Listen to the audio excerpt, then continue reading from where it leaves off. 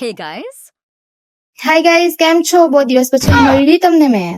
તો આજે આપણે આપણી ફેમિલી સાથે એક ટૂર પર જવાના છે. નાનામથા જવાના છે આપણે ધરમપુર, તે બી એટલા બધા ભગવાનજીને મળવા જવાના છે. તે પહેલા આ રસ્તો તો તમે જોવો, એટલું મસ્ત લાગતું હતું ને.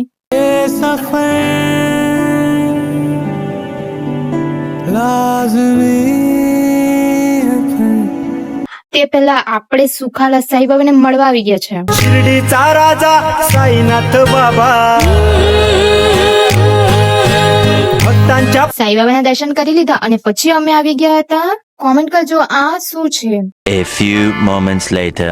આપણે સુખાલામાં દર્શન કરી લીધા અને ત્યાર પછી અમે પાછા નીકળી ગયા હતા અને અમે હવે જવાના હતા બરુમાળ. અને ત્યાંનું સીન રસ્તામાં જોવા લાયક હતું, એટલું સરસ, ખૂબ જ સરસ દેખાતું હતું. ફાઇનલી જ્યાં જવાના હતા ત્યાં પહોંચી જ ગયા હતા, એટલે કે આપણે બરુમાળ. અને બરુમાળમાં ટેકડો ચડવાનો હતો, પણ અમારી રિક્ષા ચાલતી જ નહીં હતી, પણ ચડી તો ગઈ જ હતી આખરે.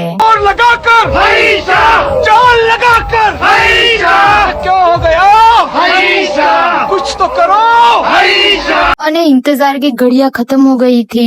हम लोग पहुंच गए थे फाइनली वो रस्ते पे.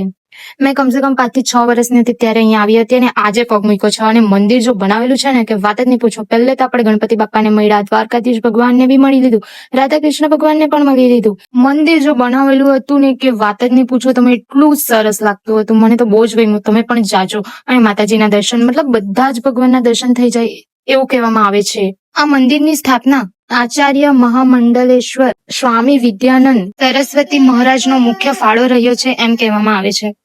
આ મંદિરને 13 જ્યોતિર્લિંગનું મુખ્ય પ્રસિદ્ધ મંદિર તરીકે પણ ઓળખવામાં આવે છે. મંદિરના ગર્ભગૃહમાં અષ્ટધાતુની એટલે કે 8 ધાતુની બનેલી શ્રી ભાવભાવેશ્વર મહાદેવની મૂર્તિ બિરાજમાન કરવામાં આવી છે. ત્યાર પછી અમે કૈલાસ પર્વતની ગુફા પણ અહીં બનાવવામાં આવી છે, તો તેનું વિઝિટિંગ માટે નીકળી ગયા હતા. અહીં 12 જ્યોતિર્લિંગનું વિશેષ મહત્વ છે. ચાલો હું તમને એમના દર્શન કરાવું. सौराष्ट्रे सोमनाथं च श्रीशैले मल्लिकार्जुनम् उज्जैन्यां महाकालम् ओंकारम् ममलेश्वरम् वरल्यां वैद्यनाथं च डाकिन्या भीमशङ्करम् सेतुबन्धितो रामेशं नागेशम् दारुकावने वाराणस्यां तु विश्वेशं त्र्यम्बकम् गौतमी तटे हिमालये तु केदारं कुष्मेशं च शिवालये एतानि ज्योतिर्लिङ्गानि ફરી ફરીને થાકી ગયા હતા અને શનિદેવ ભગવાન પાસે આ કાચ હતો એટલે મારું થોબડું જોઈ લીધું મેં. આ મંદિર આપણા વલસાડથી 37 કિલોમીટરની દૂરી પર આવેલું છે. ત્યાર પછી અમે જમવા બેસી ગયા હતા. ઘરેથી બધું બનાવીને લાવેલા હતા, એટલે મન પેટ ભરીને મસ્ત જમી જ લીધેલું હતું અમે. ત્યાંથી અમે પછી નીકળી ગયા હતા ઉનાઈ માતાના મંદિરે. ત્યાં જવાનો કોઈ પ્લાન નહીં હતો, પણ પેલું કહે ને કે ભગવાન બોલાવવાનો હોય તો ગમે ત્યારે બોલે, તેમ અમારા હાથે થયું. એટલે અમે નીકળી ગયા હતા ઉનાઈ માતાજીને મળવા માટે.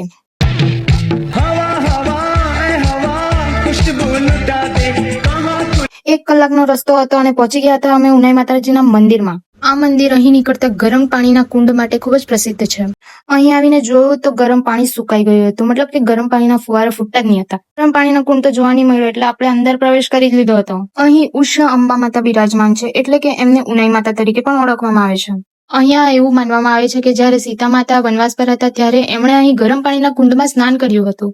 અહીંયા ચૈત્ર સુદ પૂનમના દિવસે એક ભવ્ય મેળોનું આયોજન પણ કરવામાં આવે છે. ગાઈઝ, તમે પણ આવી શકો છો જો તમારે આ માતાજીના દર્શન કરવા હોય. અહીં પાછા નવા સ્ટોલ પર લાગેલા હતા, એટલે કે વાસણ, ઉખરી, દાંતરડા, ઘરાડા, જાત જાતનું બધું મળતું હતું. મારી મમ્મીએ તો જબરું બધું લઈ લીધેલું હતું. જો તમે વિલ્સન હિલ બાજુ આવો તો પ્લીઝ આ 2 જગ્યાનું વિઝિટિંગ જરૂરથી કરજો. અને અમે નીકળી ગયા છે હવે ઘરે જવા માટે, કારણ કે બહુ જ લેટ થઈ ગયું છે અને અમારો 1 જ દિવસનો પ્લાન હતો એટલા માટે. અને હા ગાઈઝ, અહીંયા વરસાદના સિઝનમાં આવે તો અહીંયાનો વ્યૂ જ કઈ જુદો જ હોય, પણ સાંજના ટાઈમ પર એટલું મસ્ત વ્યૂ હતું ને કે મને તો ગમ્યા કરતું હતું. એવું થતું હતું કયું કેપ્ચર કરો ને કયું નહીં, બટ આવજો તમે. અને આ વિડીયો મેં થોડો બી કોમેડી નથી બનાવ્યો, કારણ કે મને આવું ધાર્મિક જગ્યા પર કોમેડી કરવાનું જરા નથી ગમતું, એટલા માટે. તો મારો વિડીયો જો ગમ્યો હોય તો મારા ચેનલને લાઈક, શેર, સબસ્ક્રાઇબ જરૂરથી કરજો. By guys.